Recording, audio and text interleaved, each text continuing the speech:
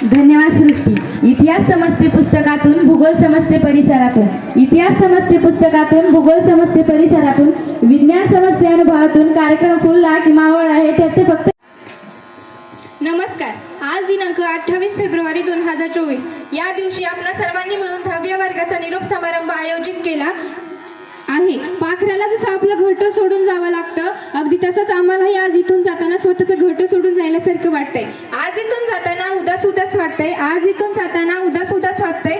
पुढील जीवन कसे असेल का हुरमानात दाटतंय. या ज्ञान मंदिराविषयी जेवढे बोलावे तेवढे कमीच आहे. या ज्ञान मंदिराने आणि या ज्ञान मंदिरातील शिक्षकांनी मला एवढी शिक्षणाची शिदोरी दिली आहे की मी ती आयुष्यभर विसरू शकणार नाही. आज 10व्या वर्गाचा निरोप समारंभ. नुसतं निरोप हे नाव जरी ओठावर आलं ना तरी माझं मन अगदी भरून येते. खरं तर मला खूप बोलावंसं वाटते, पण एक आठवण माझ्या मनात कायम नक्की राहणार. ती म्हणजे प्रत्येक वाटेवर चालताना मला माझ्या सर्व शिक्षकांनी शिकवली. ती म्हणजे इतरांशी कसे बोलावे, कसे वागावे. अगदी जसे आपले आई वडील आपल्या जीवनाला आकार देतात ना, अगदी तशाप्रमाणेच ते काम माझ्या या शिक्षकांनी केलं आहे. कितीही सुखद असली तरी कुठेतरी संपणारी वाट असते. कितीही सुखद असली तरी कुठेतरी संपणारी वाट असते, पण संपणाऱ्या वाटेसोबतच जन्मणारी नवी पहाट असते.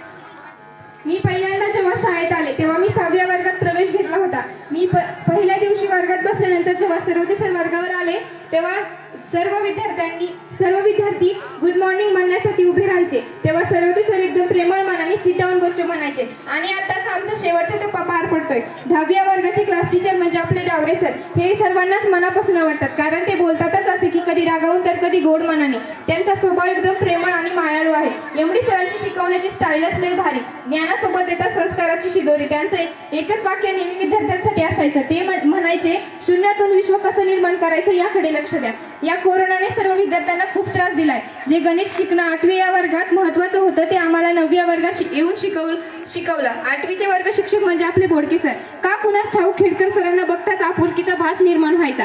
काळे सरांची कविता म्हणजे एकदम सुंदर असायची आणि ते सुंदर म्हणायचे. साळवे सर म्हटलं तर तुम्हाला तर माहीतच आहे. साळवे सरांचा आवाज म्हणजे गोड साखरच जणू.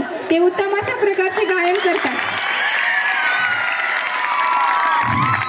खास करून 10व्या वर्गात आल्यापासून साळवे सरांनी मला खूप छान पद्धतीने मार्गदर्शन केलं आहे आणि पुढेही करत राहतील. मनापासून थँक्यू बरं का सर. कवाळे सरांचा स्वभाव एकदम सायलेंट. कवाळे सरांनी आणि मगरे सरांनी एकदम छान अशा पद्धतीने संगणक शिकवले. मगरे सरांचा स्वभाव म्हणजे एकदम सर्व विद्यार्थ्यांसाठी मजाकी आहे आणि ते सर्व विद्यार्थ्यांना एकदम फ्री बोलतात. लासे सरांबद्दल बोलायचं झालं तर लासे सर आमच्या वर्गावर 1-2 वेळेस शिकवण्यासाठी आले होते.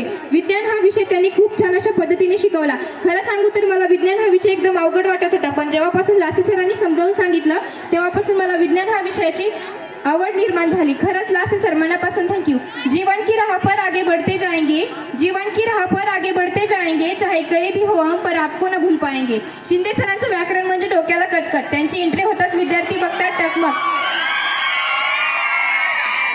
खरं तर त्यांनीच व्याकरण शिकवलं आम्हाला झटपट. रुचके सर सुद्धा खूप छान विज्ञान शिकवतात. अर्जुन मामा, पीडी सर, छोटे सोनवणे सर, पवार सर यांनी सुद्धा मला खूप मार्गदर्शन केलंय. त्यांनाही मनापासून थँक्यू. राहिले ते आपल्या शाळेचे माननीय मुख्याध्यापक सोनवणे सर. हे तर आपल्या शाळेची शान आहेत, मान आहेत. त्यांनी सुद्धा मनापासून 10व्या वर्गाला मार्गदर्शन केले आहे. सर तुम्हालाही मनापासून थँक्यू बरं का. इथून दूर जाताना डोळे भरून आले. इथून दूर जाताना का दुःख आज झाले. वेळ ही थांबून जावी असं का घडत नाही. इथून दूर जाताना पाऊल पुढे का पडत नाही.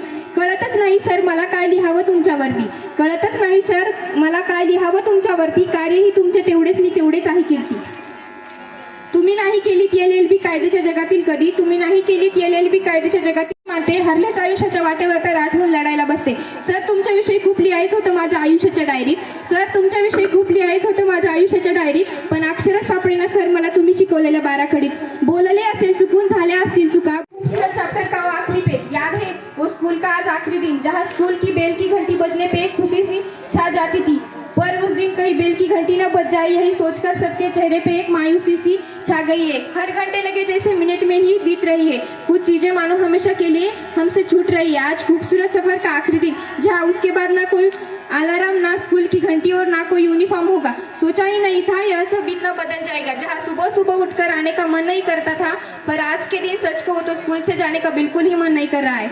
ऐसा लग रहा है कि कोई हमेशा के लिए हमसे बिछड़ रहा है. मानो कोई हमसे कहकर हमेशा के लिए दूर जा रहा है. वो मस्ती के सारे ग्रुप भी कहीं टूट रहे. सबके साथ शेयर करके खाना ये सब कहीं छूट रहे थे. जहाँ के रूल्स तो बड़े हार्ड, फिर भी वही हुआ पहला प्यार कैद समझते थे उसमें भी एक आज़ादी सी थी। होमवर्क करना और रोज दोस्तों के साथ शाम में खेलना, यही तो बस हमारी कहानी थी। जब स्कूल में थे तब कहाँ ही पता था कि ये ऐसी छोटी छोटी मस्ती और सुकून हम कहीं ढूंढ ही नहीं पाएंगे। कभी सोचा ही नहीं था कि यह दिन बड़े याद आएंगे। याद है उस दिन जब आखिरी पीरियड की भी घंटी बज गई और उसी के साथ सबकी आंखें भी नम हो गई और हमारी सारी यादें उसी क्लासरूम की दीवार में ही समेट गई। सच कहो ना तो हमारे बचपन का एक खूबसूरत चैप्टर भी इसी के साथ एंड हो गया। कौन कहता है कि दोस्ती यारी बर्बाद करती है? कौन कहता है कि दोस्ती यारी बर्बाद करती है? कोई निभाने वाला हो तो दुनिया भी याद करती है, कोई निभाने वाला हो तो दुनिया भी याद करती है।